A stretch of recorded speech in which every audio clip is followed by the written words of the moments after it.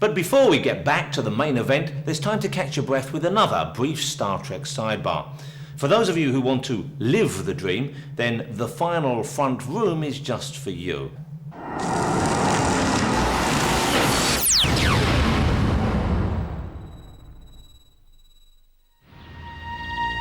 You've got an empty flat, you've got time on your hands, and Lawrence Llewellyn-Bowen just does nothing for you. So what do? You ask a man who can. I give you Tony Allen and his Star Trek apartment. Welcome to the 24th century. Well, this is my apartment in Hinckley, although you could call it a spaceship. It's loosely based on various aspects of Star Trek and what was happening in the background. The background as designed by Michael Okuda from the Next Generation onwards. I'm 2.5 years in designing this apartment. I mean, we watch Star Trek and we're taken in by Star Trek, and it's a kind of escapism. But I mean, bearing in mind that it is a television program and the props are all made by somebody. And I think the challenge to make something, a facsimile of what is seen every week on television, was too great for me. I had to do it. And I had to make it full size as well, and it got more complicated as I went along.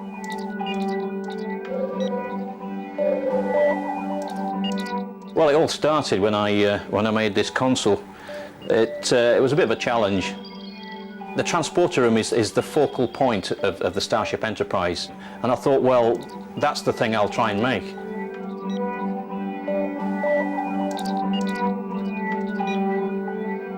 I know it's not everybody's cup of tea.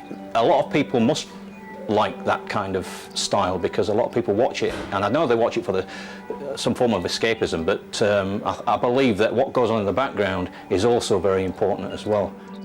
And I remember seeing Infinity Mirror in a Star Trek movie. I remembered Leonard Nimoy being sat in an area and behind him was some Infinity Mirror. And I thought, well, I'll take it to the next level and actually make a big one. So I've made this one above my head, which is 1 metre square. In actual fact, it consists of 2 mirrors, and it gives you the feeling that you're looking out into space. So I put lighting in the floor here, which is reflected in the Infinity Mirror, and when you actually stand on this light on the glass floor with the lighting underneath, you feel as if you're suspended in kind of space sort of thing. With lighting like this, again, it's micro lights, a bit of plexiglass, bit of imagination, and it doesn't really do anything. It just gives some nice mood lighting. You can see people sat in the front room and they've got this big white light in the middle of the room and they're all sat there watching television sort of thing. And to me, the room's lost its feeling or mood, or whatever decoration they've done in the room, it's lost it with this big white light.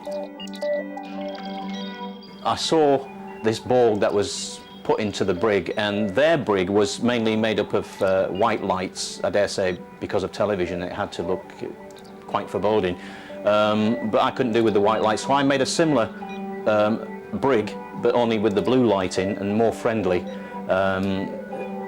with a force field, and it's supposed to give you the feeling that if you were to cross that brig with the force field engaged, then you would be annihilated.